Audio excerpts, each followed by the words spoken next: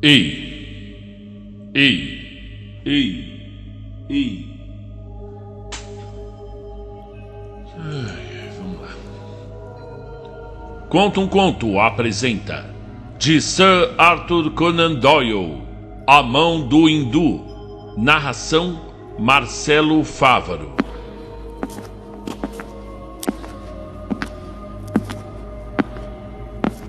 Toda a gente sabe que Sir Dominic Holden, o famoso cirurgião da Índia, fez-me seu herdeiro. E desse modo transformou um médico pobre num opulento proprietário. Muitos também sabem que pelo menos 5 pessoas se atravessaram em meu caminho, por julgarem a escolha de Sir Holden arbitrária ou caprichosa. A estas posso assegurar que estão redondamente enganadas e que, embora eu conhecesse Sir Holden apenas nos últimos tempos de sua vida, ninguém fez mais por lhe merecer a estima. Posso mesmo afirmar que, em toda a sua vida, ninguém fez mais por ele. Não pretendo que aceitem a minha afirmativa, nem que creiam no que vou contar. Parece obra de pura imaginação, mas, como me sinto no dever de contá-la, aqui ponho, quer me creiam, quer não. Sir Dominic Holden foi o mais notável cirurgião da Índia no seu tempo. Começou no exército, mas depois estabeleceu-se como particular em Bombay, donde era aclamado para todos os pontos da Índia. Seu nome está muito ligado ao Hospital Oriental, por ele fundado e mantido. Tempo veio, entretanto, em que a sua constituição de ferro começou a dar sinais de cansaço, fazendo com que seus colegas, talvez não desinteressadamente, fossem unânimes em aconselhá-lo a voltar para a Inglaterra. Sir Holden resistiu quanto pôde, até que seu estado se agravou e ele ressurgiu em Londres, ao quebrado, em busca de Wiltshire, sua terra de nascimento. Lá adquiriu uma grande propriedade, na fímbria da Aylesbury Plain, e consagrou seus últimos anos ao estudo da anatomia comparada, que era sua vocação, e na qual se tornara autoridade mundial. Nós da família ficamos muito excitados com a volta já esperada de um tio tão rico e sem filhos. Sir Holden, embora nada exuberante na hospitalidade, mostrou que tomava os parentes em linha de conta, a cada um de nós mandando alternativamente convite para uma estada lá. Desejava conhecer-nos. Por um primo, tive informação de que essas estadas eram bem melancólicas, e em vista disso, foi com ideias mal definidas que me dirigi para lá, quando minha vez chegou. Minha mulher fora tão deliberadamente excluída do convite que o meu primeiro ímpeto foi recusá-lo. Mas havia interesses em jogo, interesses dos filhos, e movido pela insistência de todos, pus de lado o ressentimento e, numa tarde de outubro, parti para lá, sem nem por sombras imaginar o que iria acontecer. A propriedade do meu tio estava situada na planície de terras aráveis, alternadas com morretes de grés, características do condado de Wiltshire. Quando desci na estação de Dinton, ao apagar-se daquele dia de outono, senti-me impressionado pelo tom de magia da paisagem. Os escassos conteides de camponeses ficavam tão minúsculos diante dos restos da vida pré-histórica que o presente se me afigurava um simples sonho e o passado uma realidade esmagadora.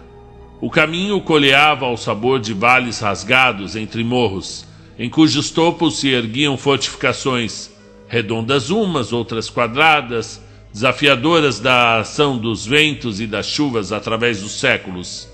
Uns as atribuem aos romanos, outros aos bretões, mas a sua verdadeira origem está muito entrelaçada de possibilidades para que possa ser tirada a limpo. A espaços, nas encostas escarpadas, emergem restos de túmulos. Neles subsistem as cinzas dos cadáveres cremados, da raça que esburacou daquela maneira a montanha.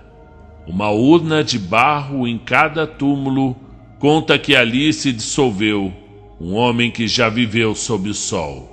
Foi através dessa impressionante paisagem que eu me aproximei da residência do meu tio, em Rodenhurst, solar que se casava harmoniosamente com o meio. 2 pilares, corroídos pelo tempo e encimados de emblemas heráldicos, flanqueavam o portão de entrada. Um renque de olmos erguia-se, agitado pelo vento gelado a desfazer-se das folhas amarelecidas. Ao fim desse túnel vegetal, uma lâmpada. Era já quase noite, mas pude apanhar a vivenda em visão de conjunto. Uma casa baixa que se estirava em 2 alas desiguais, bem no estilo dos Tudors. Certa janela com persianas mostrava luz dentro. Era o gabinete do meu tio, para onde me levou um criado. Encontrei-o junto à lareira, tiritando ao áspero frio do outono inglês. Não estava acesa a lâmpada, de modo que vi o Sir Holden à luz do braseiro. Cabeça grande, nariz de índio, rosto sulcado de rugas, como marcas sinistras de oculto fogo vulcânico. Sir Holden ergueu-se para receber-me, num gesto de cortesia grata às tradições do velho solar. Um criado veio acender as lâmpadas e pude ver um par de olhos, penetrantes como os das águias, escondidos debaixo do espesso das sobrancelhas, perdigueiros atrás das moitas. Estavam lendo o meu caráter e os meus pensamentos, com a facilidade de um mestre nos segredos da vida. Eu não podia despegar dele os meus olhos, porque jamais vira diante de mim uma criatura mais digna de nota. Um verdadeiro gigante, mas despido de carnes e só em osso. Suas roupas pendiam pelos ombros, pareciam vazias, como as que se vê num cabide de guarda-roupa. As mãos eram só nós, as pernas magríssimas.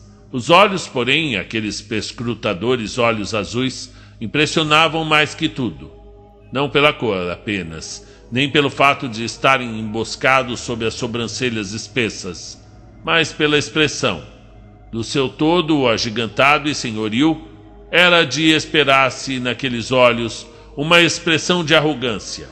Ao invés disso, tinha a que emana de um espírito acovardado e agachado, com o furtivo e expectante do olhar do cachorro que vê o senhor levantar o chicote.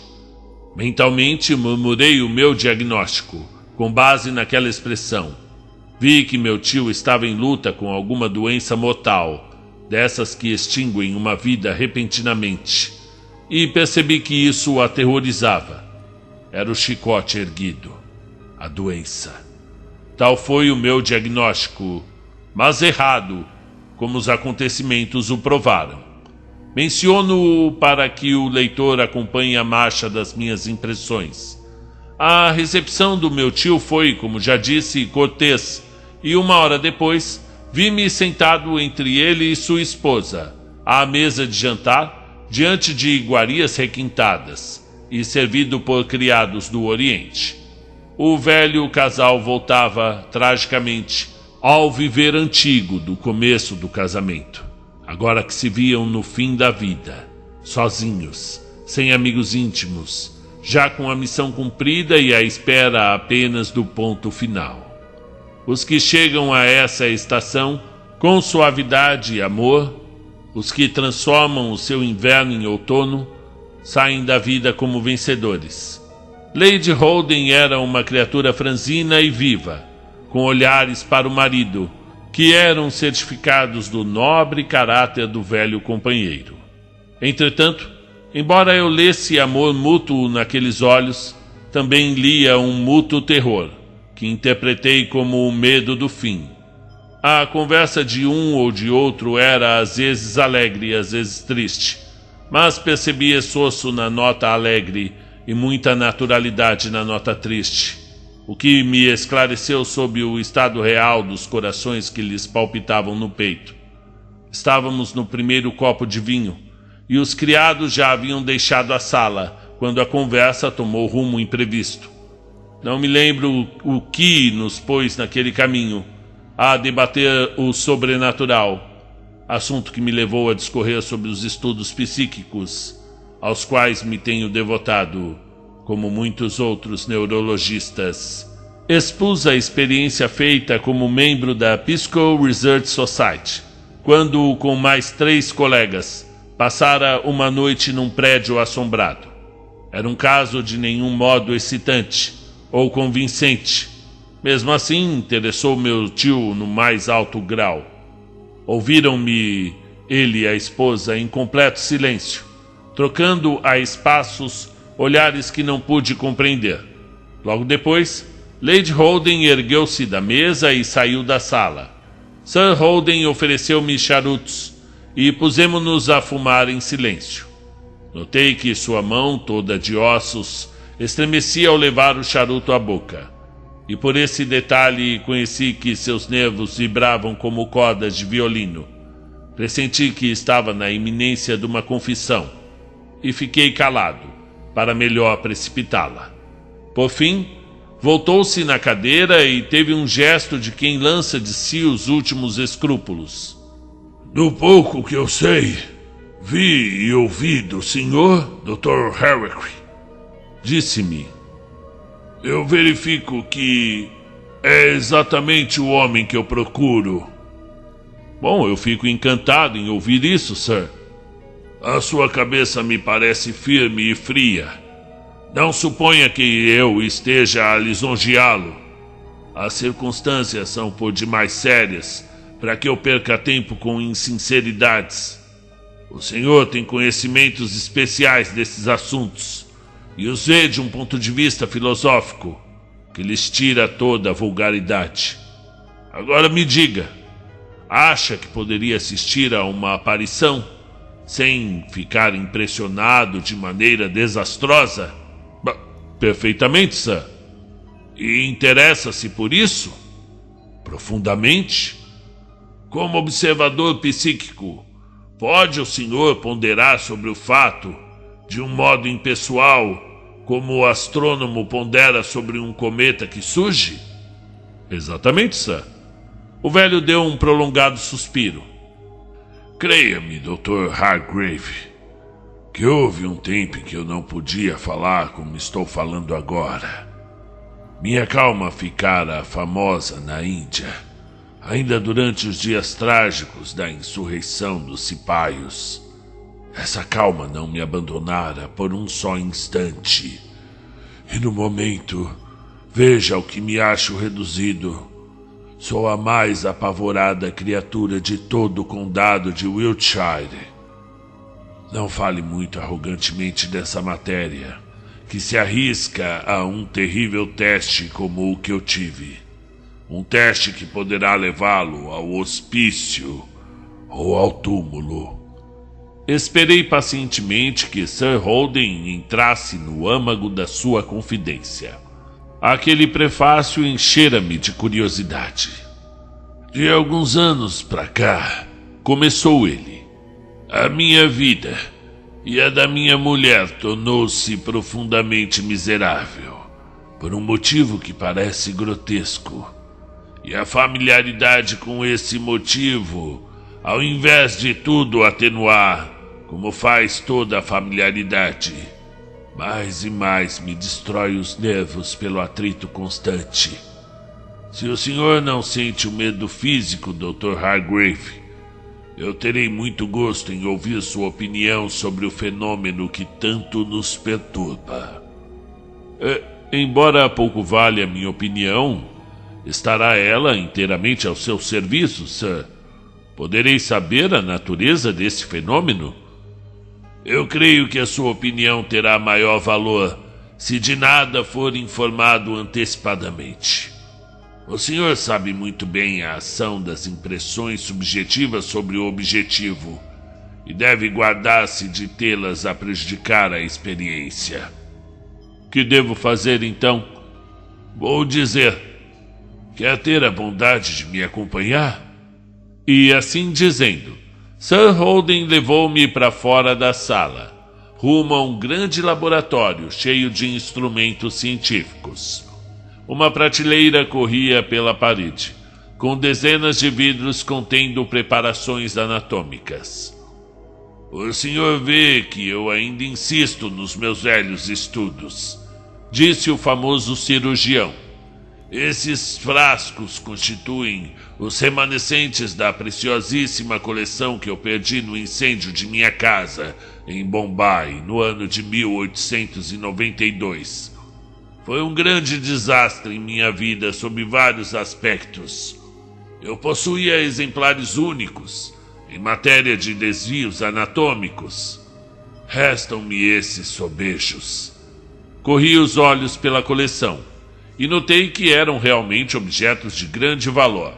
Pela raridade do ponto de vista patológico, órgãos anormais, ossos mal formados, distúrbios parasitários, uma singular exibição de transtornos orgânicos coletados na Índia. Temos aqui um divã, disse o velho sábio.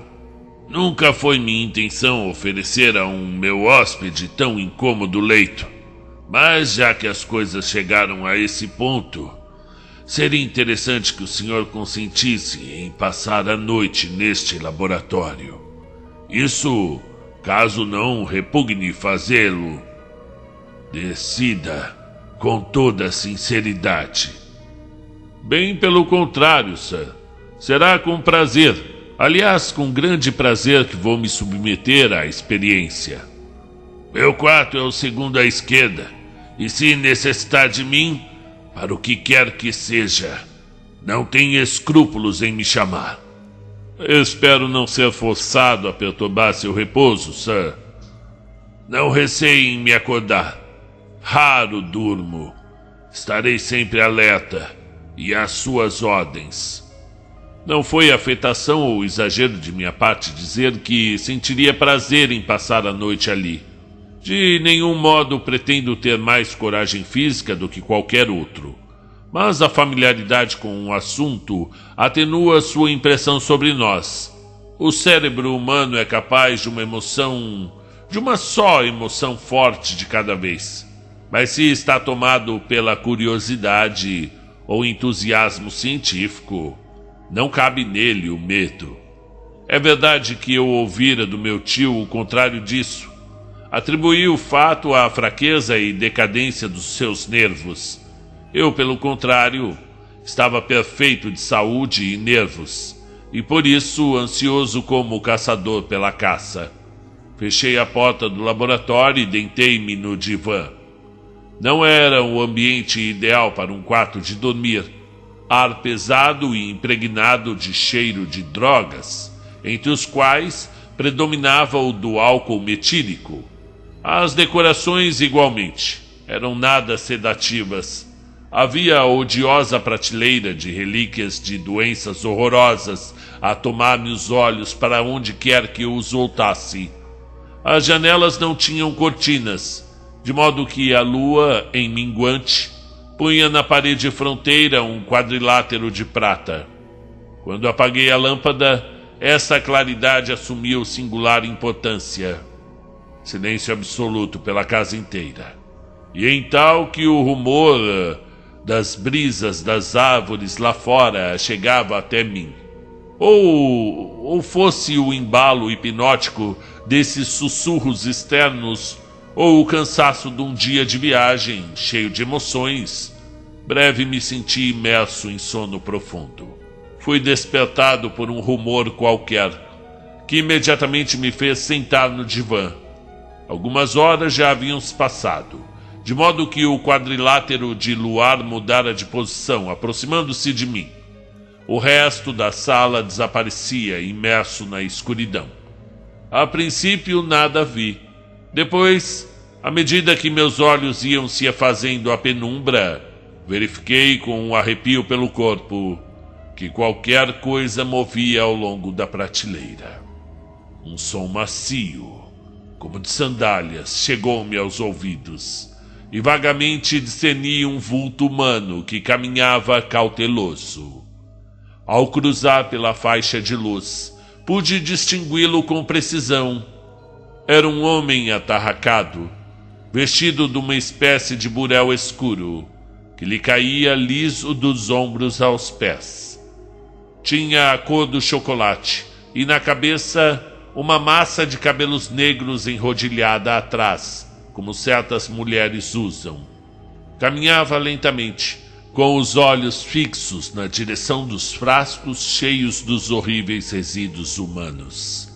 O vulto ergueu as mãos. Não foi bem isso. Ergueu os braços, em gesto de desespero, e percebi que tinha só uma das mãos. O braço direito terminava em um coto. Em tudo mais, era um homem qualquer, podendo passar por um dos criados de Sir Holden que ali houvesse entrado em busca de qualquer coisa.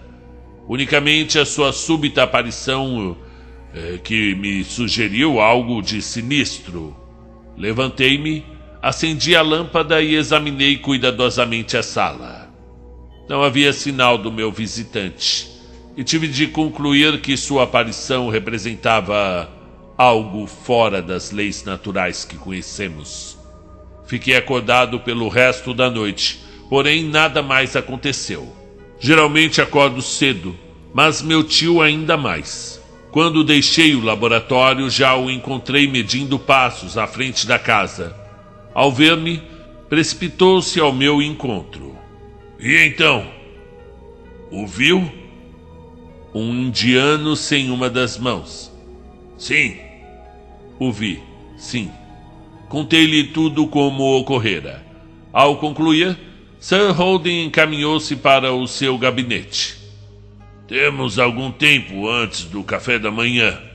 Bastará para que eu lhe dê uma explicação desse mistério. Se é que eu posso explicar o inexplicável. Em primeiro lugar, se eu lhe disser que de 4 anos pra cá, tanto em Bombay como a bordo ou aqui, ainda não se passou uma só noite sem que o meu sono fosse perturbado por essa aparição. O senhor compreenderá o motivo deste meu miserável estado. O programa é sempre o mesmo. Surge à beira do meu leito. Sacode-me rudemente pelos ombros. Segue para o laboratório.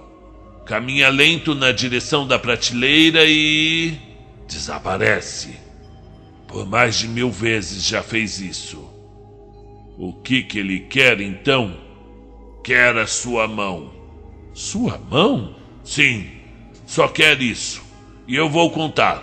Fui uma vez chamado, o Peshawar, para uma consulta 10 anos atrás, e nessa ocasião tive ensejo de examinar um hindu que passava numa caravana afegã. Esse hindu das montanhas, lá do outro lado de Kafiristan, falava um dialeto pushto. Foi tudo quanto pude saber.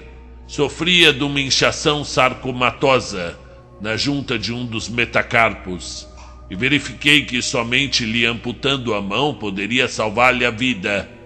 Após muita luta, o homem consentiu em ser operado, e depois da operação pediu-me a conta.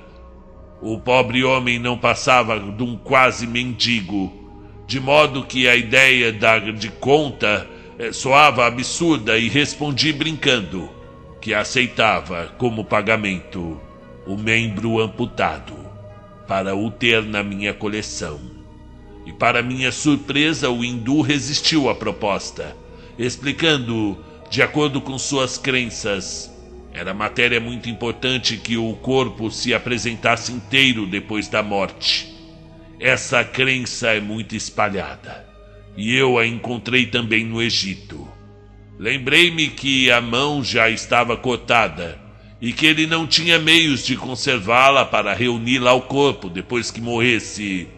Respondeu-me então que a conservaria em sal, trazendo-a sempre consigo, o que me fez alegar que estaria mais segura comigo, pois possuía melhor meio de conservá-la do que o sal. O homem compreendeu a minha alegação e cedeu, dizendo: Sim, Sahib, Mas lembre-se de que quero ela de volta depois que eu morrer. Ri-me dessa experiência, dessa exigência, e o caso ficou por aí. Voltei à minha vida habitual, enquanto o operado, já de vida salva, pôde pensar na sua viagem para o Afeganistão.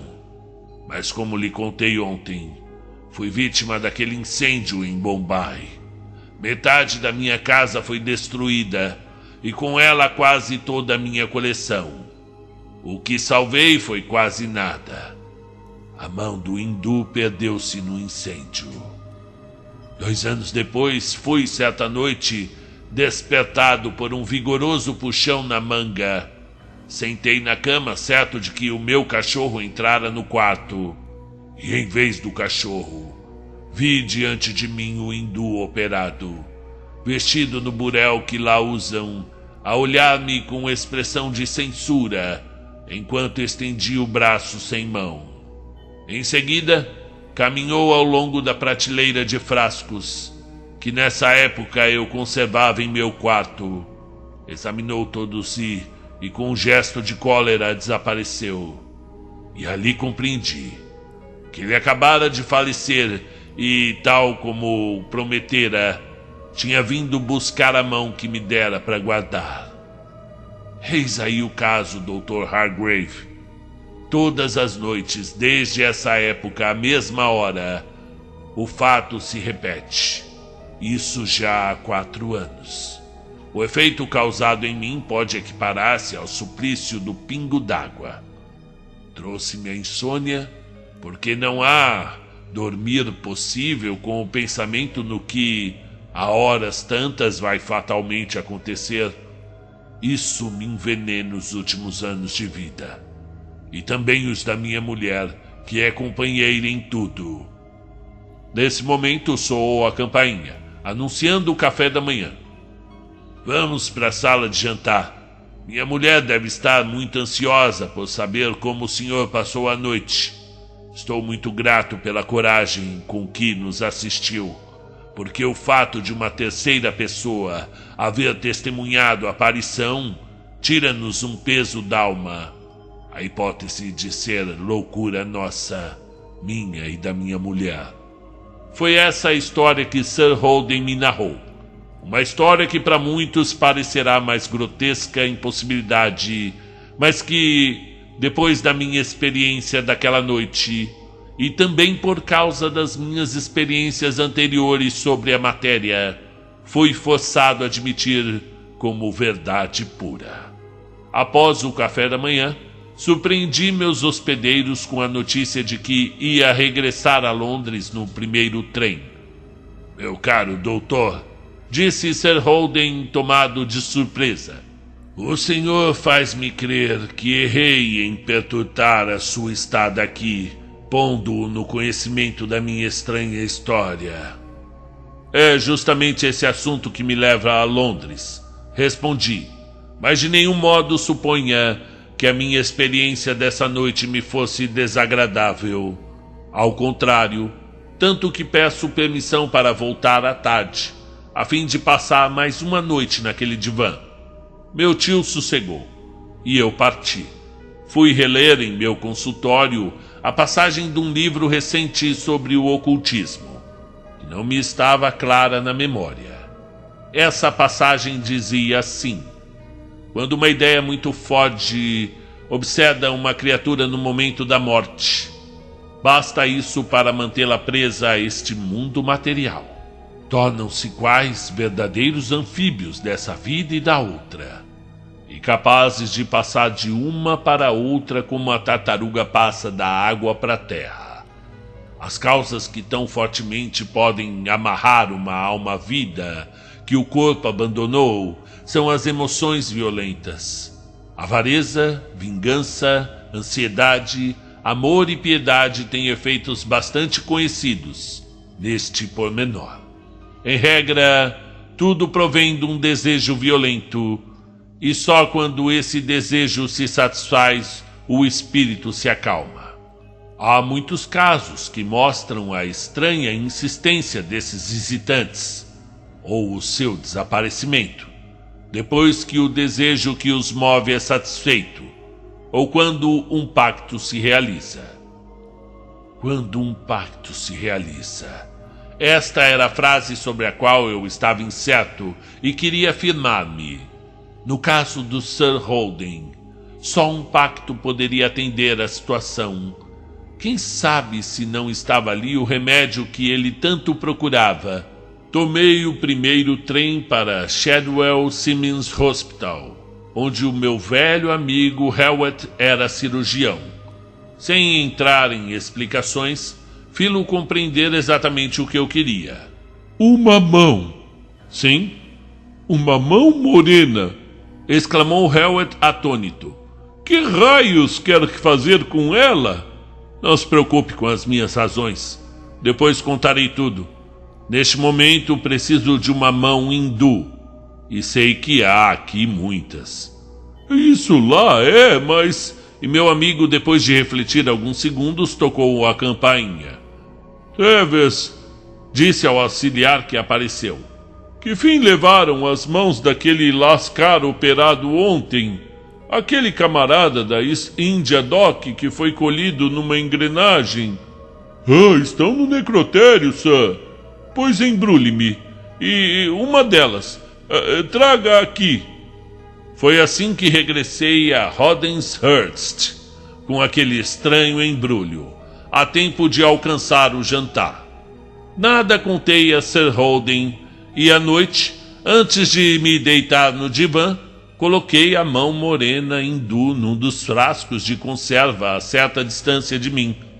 Tão interessado fiquei pelos resultados da minha experiência que eu nem pensei em dormir, é claro. Sentei-me com a lâmpada bem sombreada pelo chad e pus-me a esperar com toda a paciência. E dessa vez eu vi tudo claramente desde o começo. O hindu apareceu na direção da porta, como na véspera, mas apareceu nebuloso. Depois fixou-se nas formas humanas. Trazia sandálias vermelhas sem salto, o que explicava o macio do andar. Corporificou-se e fez tudo como sempre fazia. Caminhou na direção da prateleira de frascos e deteve-se diante do que continha a mão amputada. Agarrou o frasco, examinou-o, mas com todos os sinais da fúria no rosto, arremessou-o por terra. O barulho inundou a casa e o hindu desapareceu imediatamente. Um momento depois, a porta abriu-se e Sir Holden entrava. Não está ferido? O que houve? Ferido não, apenas desapontado. Sir Holden olhou com espanto para os destroços do frasco e para a mão morena que jazia sobre o assoalho. Meu Deus, o que é isso?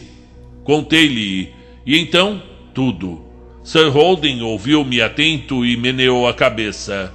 Foi bem pensado, mas receio que não seja fácil pôr termo aos meus sofrimentos. Numa coisa, porém, insisto, é que nunca mais durma aqui. Nem se preocupe por mais tempo com esse caso. Meu pavor de que alguma coisa lhe houvesse acontecido quando ouvi o barulho foi maior que todas as agonias lentas que ando sofrendo. Não quero expor-me a ver a repetição disso. Sir Holden, entretanto, permitiu-me passar o resto da noite ali, onde fiquei a lamentar o desastre da minha experiência. A luz da manhã veio iluminar a mão do lascar, ainda no chão. Pus-me a mirá-la e de súbito uma ideia me fuzilou no cérebro, que me fez saltar do divã, trêmulo de emoção. De fato, a mão do lascar era à esquerda. Pelo primeiro trem, corri ao Simmons Hospital, terrivelmente apavorado com a hipótese de que a mão direita do hindu já houvesse ido para o forno. Meu susto não durou muito tempo. Ainda lá estava o precioso objeto, que iria salvar a vida de um homem da ciência. E voltei para Hodenhurst, com a mão direita do lascar. Sir Holden, entretanto, não quis nem por nada que eu dormisse de novo no laboratório. Foram inúteis todas as minhas tentativas. Achava que isso ia de encontro a todas as regras da hospitalidade.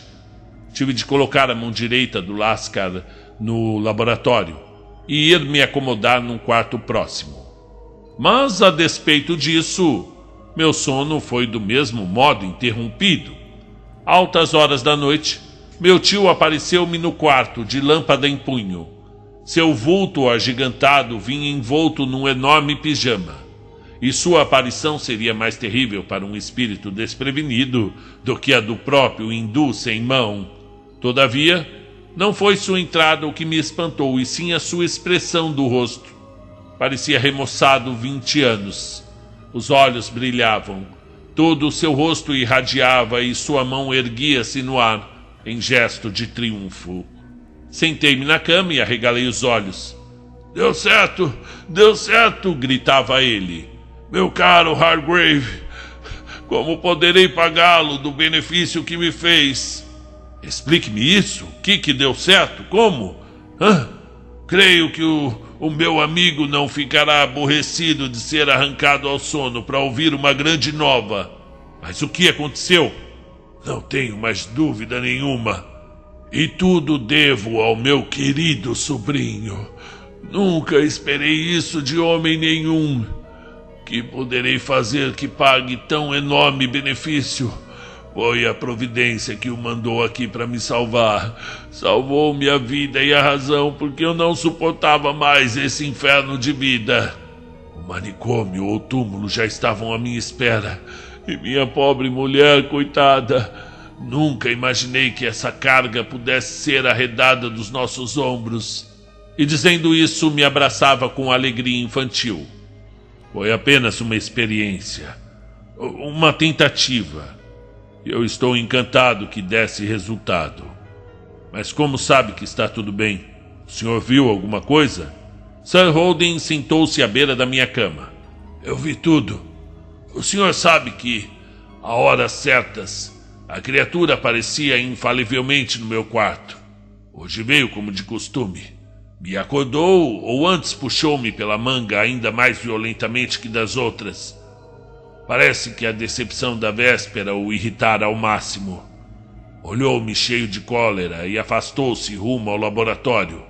Poucos instantes após, o vi de volta, e desde o início da sua perseguição, era a primeira vez que ele voltava ao meu quarto. E vinha sorrindo. Vi-lhe os dentes alvíssimos de fora. Parou na minha frente e por 3 vezes curvou-se no clássico salam, que é o modo solene de despedir-se dos orientais. Na terceira curvatura, os seus braços ergueram-se à altura da cabeça e eu vi 2 mãos desenharem-se no ar. Depois esvaiu-se e creio que para sempre. Eis narrada a curiosa experiência que me conquistou a afeição e gratidão desse meu famoso tio. Suas suposições realizaram-se, porque desde essa noite nunca mais fui perturbado pelas visitas do hindu maneta. Sir Dominic Holden e Lady Holden tiveram uma velhice muito feliz, sem nuvens, vindo a morrer por ocasião da grande epidemia de gripe, com diferença de semanas um do outro. Pelo resto de sua vida, nunca mais o bom velho deixou de consultar-me sobre tudo quanto dizia a respeito à vida inglesa, da qual se afastara por muitos anos. Também o auxiliei na compra de outras propriedades que lhe aumentaram os domínios. Não foi, portanto, nenhuma surpresa para mim quando o seu testamento me colocou na frente de 5 furiosos sobrinhos e me transformou de modesto médico de província em chefe de uma importante família de Wiltshire. Graças ao hindu da mão cortada, meu destino mudou-se completamente. E fim do conto. Nem para aparecer um tio desse na minha vida, né? Para me deixar umas propriedades aí, né? Eu até aceito ajudar aí em qualquer trabalho paranormal, arrumar uma mãozinha aqui, uma mãozinha ali, né? Gostei muito da história, embora o mote aí, o todo... É assim, né? Às vezes a ideia da história é fraquinha, né? Essa aí é a velha história que a gente conhece aí nos dia a dia. Quem gosta de histórias de assombração cresceu ouvindo esse esqueleto de história com aquela das flores roubadas no cemitério, né? Quando a menina ela tá lá no cemitério, acha a flor muito bonita. Isso Eli Corrêa já contava há muito tempo já. Eu cresci ouvindo essa história. E leva a flor do cemitério para casa, tal, né? E aí a flor eventualmente se perde ou apodrece, né? E ela começa a receber ligações na casa dela, né? De um espírito que pede as flores de volta. E ela coloca flores lá no mesmo túmulo, mas eram outras flores. E aí o espírito continua ligando até ela enlouquecer. É uma história até mais crível que essa, porque se o negócio era tão sério assim com o espírito, né? A sua sei lá, a sua crença era tão grande, né? Em morrer com todas as partes do corpo ali, é claro que arrumar uma mãozinha de outra pessoa não iria resolver o problema. Quem nesse mundo não reconhece a própria mão, ainda mais um fantasma? Mas eu achei interessante e achei assim até um desafio à suspensão da descrença, um médico não se perguntar, né? Não se atentar a esse particular de qual mão foi subtraída do espírito, né? Mas peraí, eu vou lá buscar uma mão, eu tenho que me preocupar ali em qual mão, né? Já que eu tenho essa intenção de enganar o espírito, não é verdade? Eu achei até um vacilo aí do Sir Arthur Conan Doyle, criador do Sherlock Holmes, né? Mas ele, depois que ele parou de escrever as histórias fantásticas do maior detetive da história, ele se aproximou muito do espiritismo, passou muito tempo como um grande defensor do espiritismo, do kardecismo, e se tornou até um divulgador, né?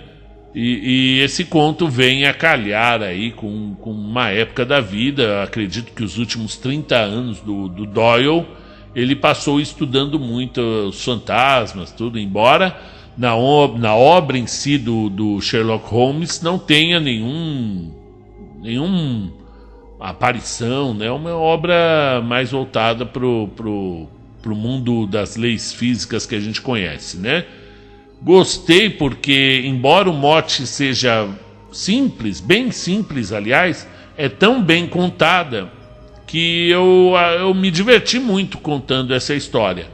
Este é o último conto de 2024. Espero voltar ano que vem, que será o ano que a gente vai completar os 1000 contos e, mais importante, os 1001 contos, que era um desejo muito grande, né, das 1001 noites, né, que Sherazade contava cada noite uma história para o rei Shahryar, né, o rei traído que matava toda noite uma de suas esposas, né, casando-se no dia seguinte, até que ele encontra a maior contadora de histórias que é a Sherazade, né, passa a vida inteira aí contando, né, embora a gente fala, né, de 1001 noites, 1001 histórias, mas no próprio livro ela fica velhinha contando histórias para ele. Então passaram-se aí pelo menos 30 anos, né, conforme os estudantes aí dessa obra incrível, né, um romance incrível da cultura árabe que ganhou o mundo inteiro. E eu particularmente me influenciei bastante nessa história para que eu criasse o canal e começasse a contar as histórias para vocês, e estamos nos aproximando da história número 1001, ok? É uma satisfação muito grande ter vocês aqui, inclusive ouvintes que começaram desde as 10 primeiras histórias, estão aí até hoje. Então, muito obrigado, agradeço esse ano de vocês com a participação, ouvindo, comentando. E até o ano que vem, em janeiro, que já começa o mês com Janeiro em Alto Mar, histórias do terror náutico. Até a próxima, um bom ano novo.